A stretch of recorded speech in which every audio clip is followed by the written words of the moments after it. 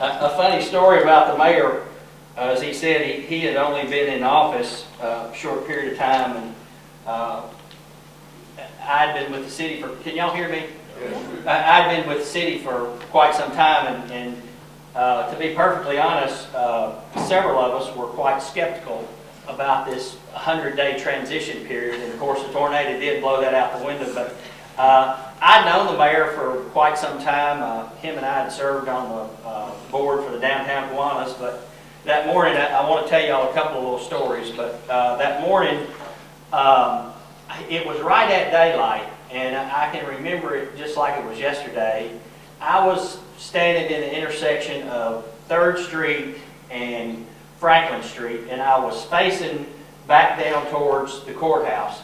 And this guy came up behind me and tapped me, and it's just pouring down rain. I mean, it is absolutely raining buckets. And he had on a yellow Tommy Hilfiger raincoat, and the hood was pulled down right here to his eyes. And he said, "Hey, Jim, I need to talk to you for a minute." I said, "I ain't got time to talk to you right now." And I kind of took a second glance, and it was the mayor. So I turned around and talked to him. But the thing, there's so many things I do remember about that day, but probably my experience, as some of you probably heard this, but I got a call that morning about 3:30, 3 o'clock, from 911, and they said that we were expecting some bad storms, 80-mile-an-hour winds, hail up to 1 inch in size, and so on and so on. So typically when in the street department, if we have an event, we kind of were more reactive to it than being proactive to it. But I looked at the radar, I was looking out the window, and I said, I'm going to go ahead and call some folks in. So I can remember all these things. Another thing I remember, to get off that story, is 1444. Todd Beck from Nextel loaned everybody Nextels. The mayor didn't have one, I had one, and his number was 1444. And I still remember that number today because it showed up on my screen like every 2 minutes. But anyway, I called David Shepard. He was our operations manager. I called Clyde Carnes. Clyde lived way out Highway 13. And Clyde called Oral Sykes, and David called Scott Bibb. And so we were all to meet at the street department. And so we got to the street department. I got there first, and I got there probably about 20 minutes till 4. David came in shortly thereafter, and Orville got there. Scott and Clyde weren't there. And we were watching the news. We'd go outside watching the news, and we were watching Channel 4 and Tim Lewis. I'll never forget, he said there's a tornado in downtown Clarksville, and he showed it on the map. It looked like it was going through New Providence. That's where he was showing the radar. I lived out on the north side of town. I called my wife. I said, "Hey, you need to get our daughter and get in the basement." She's like, "Oh, whatever, you know." Anyway, so I walked outside the door, and I'll never forget this as long as I live. The pressure was absolutely so low you could hardly even get a breath of air.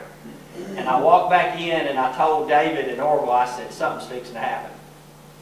And so we're watching the radar, and he says there's a tornado, and I walk back outside, and the street department, it sits right along the railroad tracks, and the railroad track runs down under Greenwood Avenue and goes down there, and it goes back, actually went in behind Dog Hill. And so I walk outside, and I hear this big roar that you always hear about, and I see all these flashes of light, and it was transformers blowing up. And Orville walked out right behind me, and he said, "Where is it?" And I said, "I don't know, but I'm getting the hell out of here." Because I thought it was coming right down the railroad tracks. Well, long story short, Orville and I get in the car, stupidest thing I've ever done in my life. We get in the vehicle, we go out to the street department, we turn right on 10th, and we end up at the intersection of 9th and College. David Shepard calls me and said, "Hey, wait for me." And I said, "It's too late." I said, "Just take cover." So we get to that intersection, and it is raining, and the wind is blowing absolutely so hard. And it's all going from my right to my left. And Orville said, "Which way do you think we ought to go?" And I said, "Let's go right." So the vehicle's shaking, we take off going right, we go in front of Vulcan, there's power lines, trash blowing everywhere, and we get down in the bottom, going out 79, we're just running from it. We don't know where we're going, but we're running from it, and I'm driving. And so we get down in that bottom, and it seemed like just kind of got a little calm right in there. And so when we got up on top, up there about where the Saturn dealership, and if you kind of track Wilma Rudolph Boulevard and track the track of the tornado, it basically ran parallel with Wilma Rudolph Boulevard and it crossed it out there close to Train. So Orville and I, right there at the Saturn dealership, it's blowing real hard. And our vehicle, I don't remember seeing another vehicle on the road, but our vehicle actually moved over about a lane and a half. The wind moved it. And I said, we got to find a hole to get in. And I was going to go to the bridge at Dunbar Cave Road, but it was just so bad, I just stomped it. And I was probably going 90 miles an hour down Wilma Rudolph Boulevard.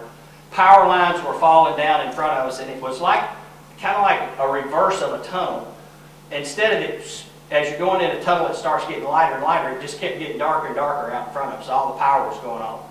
So we got to Rossview Road, and I told Orville, I said, we're going to make a move right here. So I turned in Rossview Road, right there at that bridge, and I stopped, and I said, let's go get under the bridge. And of course, now I know that's probably not one of the safe places to be, but that's what Orville and I's plan was.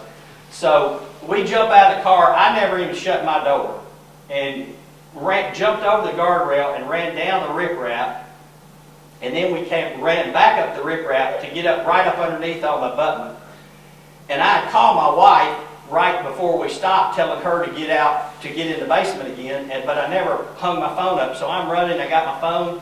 Well, anyway, she was worried to death about me. But 5 minutes. It was so funny. When we ran, I just made a leap, and Orville was behind me. He's a little bit heavier than I am, and I outran him. But I made a leap to get up on the abutment. And the abutment was probably that high. And I had so much adrenaline going, and I just made a big leap, and I landed on a mattress. Landed on a mattress. It was, I guess, a homeless person that put it there. If that person would have been in that mattress, I probably wouldn't be here today. I'm sure I would have died right then. But we came downtown, and I'm going to wrap this up.